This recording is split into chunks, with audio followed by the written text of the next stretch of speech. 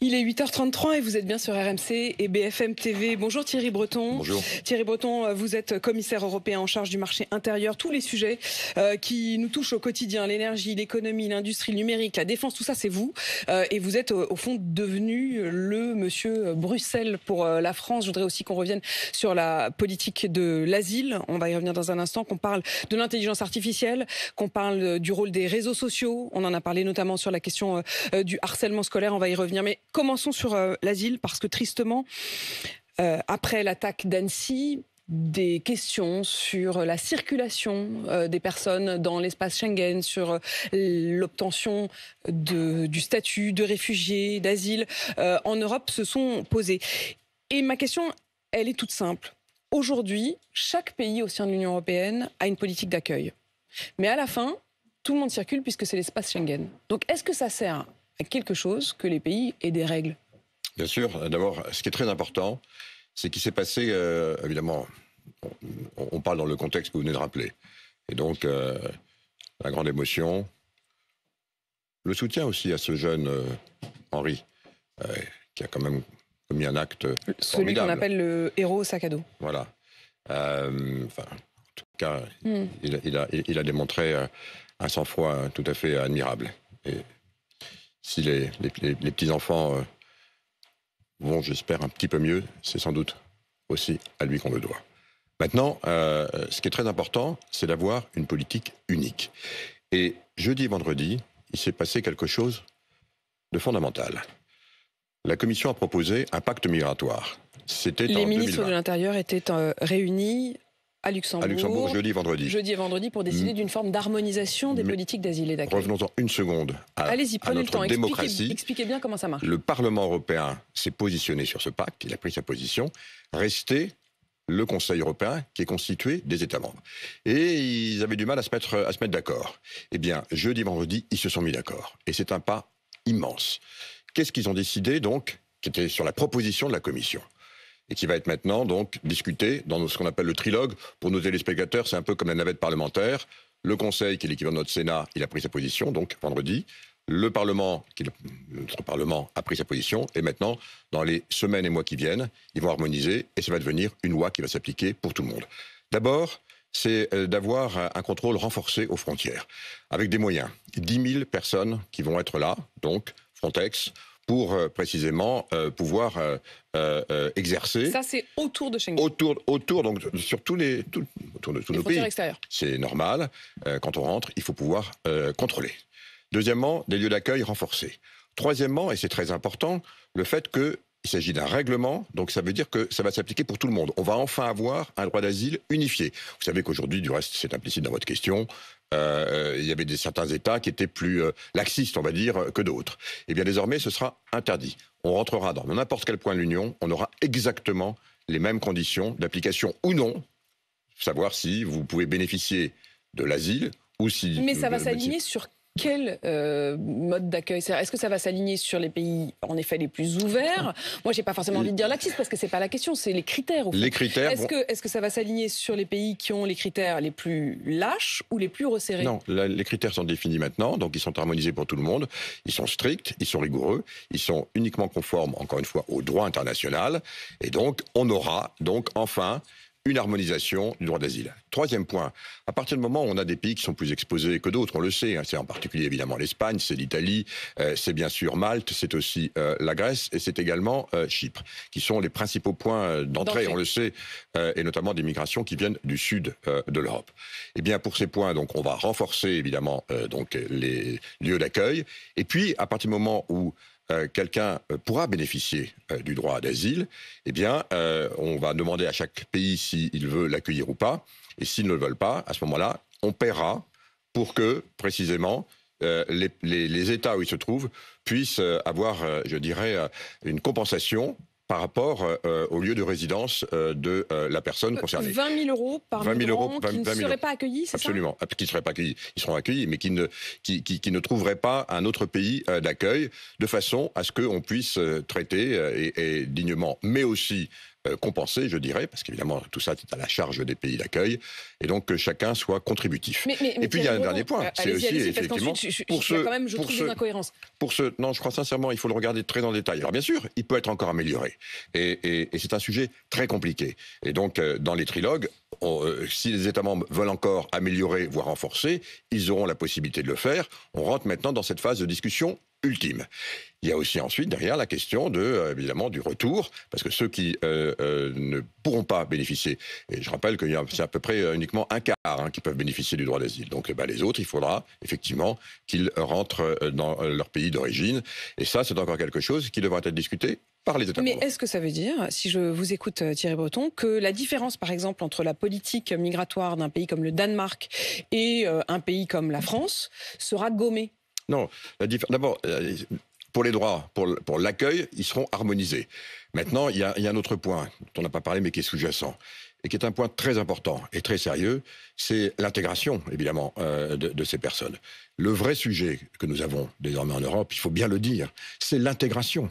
Si on voit ce qui se passe, par exemple, dans un pays comme la Suède, c'est que la Suède a accueilli, je dirais, très significativement. Qu'est-ce qui se passe quand on voit ce qu'il se passe? Ce qui se passe, c'est que les migrants qui ont gagné la Suède entre 2015 et 2016-2017, ils sont toujours là. Ils ne parlent pas la langue. Ils vivent entre eux parce que, sans doute, la Suède n'a pas fait les efforts qu'il fallait. Et vous voulez dire qu'aujourd'hui, ça pèse? Et ça pèse, évidemment. Il faut pas se cacher derrière son petit doigt.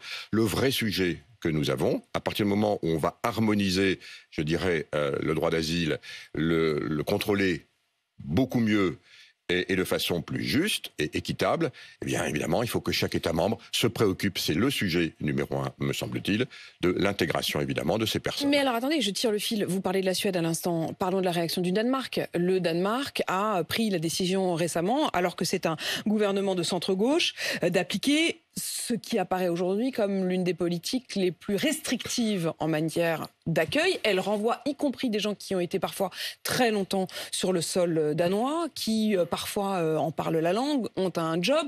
Elle demande même, le Danemark demande même parfois à des gens qui ont tout à fait leurs papiers de déménager parce qu'il y aurait des quartiers où il y aurait trop de personnes issues de l'immigration par rapport à ce qu'il définirait comme des Danois de source. Est-ce que cette politique-là, danoise, peut continuer à cohabiter avec une politique comme celle de la France aujourd'hui, dans une harmonisation? Je ne comprends pas comment ça marche. Madame, vous décrivez, pardon de le dire avec mes mots, mais exactement ce que je viens de vous dire. Vous parlez de Mette Frederiksen, qui est la première ministre danoise, effectivement social-démocrate. Elle a constaté qu'elle avait un problème précisément d'intégration dans son pays. Elle a constaté le même problème que la Suède, mais elle a décidé d'y apporter une réponse différente. Et c'est donc ce que je vous dis, les problèmes d'intégration sont à la main des États membres. Et c'est effectivement, certains vont décider si les de mieux intégrer. Sont poreuses, en fait, c'est ça que je ne comprends pas. C'est bien pour ça que je vous dis, que le solde migratoire a obtenu un papier dans un autre pays, il peut c'est bien pour ça qu'il faut faire la distinction entre, encore une fois, le solde migratoire et ce qui se passe aux frontières. Et ça va être très, très nettement amélioré par ce pacte migratoire qui, j'espère, va donc trouver un accord entre le Parlement européen et le Conseil. Ça, c'est pour les frontières. Et ensuite, c'est ce que je vous disais, vous me parlez de Mette Frederiksen, ça, c'est pour l'intégration. L'intégration, oui, je le dis, c'est un sujet très important. Il faut que chaque État membre s'en préoccupe avec ses moyens. Si je reviens encore une fois sur le Danemark a décidé d'expulser des ressortissants, enfin des migrants, y compris vers des pays en guerre, comme la Syrie. Est-ce que c'est autorisé par le droit européen? C'est, encore une fois, le retour au pays d'origine si jamais on constate que sur son territoire, des personnes sont là de façon illégale, c'est-à-dire qu'elles ne peuvent pas bénéficier du droit d'asile. Et ça, c'est vrai pour tous les États. Y compris des pays où ils risquent leur vie. Encore une fois, c'est pour tous les États. C'est pour tous les États. Bien sûr, et c'est à leur main, bien sûr. J'ai bien compris tout le détail de je le redis de façon. Mais je trouve qu'il y a quand même un décalage entre. Mais c'est peut-être tout à fait acceptable. Je ne juge pas. Je dis juste qu'il y a la question de l'accueil aux frontières et ensuite il y a la question de ce qui se passe à l'intérieur. Et à partir du moment où en effet chaque pays a une règle, mais qu'en même temps les migrants peuvent bouger d'un pays à l'autre. Oui, c'est vrai que ça paraît contradictoire. Oui, alors nous sommes un continent. Ça paraît très contradictoire. Nous sommes un continent. Et effectivement. Même règle pour tous, pour pouvoir y pénétrer désormais avec le pacte migratoire. C'est vrai qu'aux États-Unis, on ne traite pas de la même façon ce qui se passe, par exemple, en Californie, au Nevada ou en Floride. Si nous sommes un continent, l'intégration, encore une fois, est à la main des États. Je le redis, on est un continent. Je voudrais qu'on puisse parler de vos dossiers et notamment des questions économiques et des questions d'intelligence artificielle. On a beaucoup parlé du rôle des réseaux sociaux récemment avec le triste sort de l'INSEE. La protection des enfants, ça passe aussi donc par le numérique et vous êtes en charge de cet énorme dossier. On a appris la semaine dernière qu'Instagram ne protégeait pas assez les enfants eux-mêmes et que peut-être il favorisait les prédateurs sexuels. C'est le Wall Street Journal qui le dit, qui parle même de promotion active de la pédophilie. Ils ont accès aux mineurs. Est-ce qu'il faut aller jusqu'à interdire Instagram ? Non, pas interdire Instagram, mais certainement interdire ces pratiques. Et dès que j'en ai pris connaissance, j'ai évidemment tout de suite interrogé Meta. Je serai du reste en Californie la semaine prochaine. J'aurai rendez-vous avec Mark Zuckerberg sur cette question. Et pourquoi j'aurai rendez-vous avec lui ? Parce qu'à partir du 25 août, ces grandes plateformes, donc dites systémiques, dont Meta fait partie, auront l'obligation de nous démontrer qu'elles peuvent réagir dans l'instant sur ce type de démarche tout à fait illégale, évidemment, qui se produirait sur leur réseau. Donc, ils ont jusqu'au 25 août pour se mettre en conformité. Je vais donc m'assurer que c'est le cas. À partir du 25 août, on rentre dans une nouvelle ère. Eh bien, s'ils ne le font pas, il y aura à ce moment-là sanctions. Les sanctions, donc, d'abord, on rentre en dialogue. On voit tout de suite ce qu'il faut faire pour corriger, pour qu'ils corrigent évidemment tout ceci. Donc, le dialogue, maintenant, il va être permanent. Les plateformes auront la nécessité d'avoir un lieu d'établissement en Europe, donc on va pouvoir dialoguer. Avant, vous savez, on ne savait pas trop où ils étaient. Là, elles ont l'obligation, faute de quoi elles n'auront pas l'autorisation des maîtres, mais bien sûr, elles sont toutes en train de le faire, Meta en particulier. Donc dialogue, voir si elles corrigent tout de suite. Pourquoi ça s'est produit ? Si jamais il n'y a pas de correction à ce moment-là, amende immédiate, et si jamais ça se poursuit, interdiction d'émettre. Les amendes, c'est de quel montant ? 6% du chiffre d'affaires mondial. Mondial, hein, donc mondial, pas seulement le chiffre d'affaires en Europe, parce qu'évidemment, on sait qu'ils peuvent mondial, faire des bien sûr, et si jamais ça perdure, interdiction donc d'émettre sur le territoire européen. Donc, ils veulent tous, évidemment, se mettre en conformité, mais là, je voudrais voir d'abord, c'est effectivement un article de Wall Street Journal qui faisait référence à une étude d'Oxford.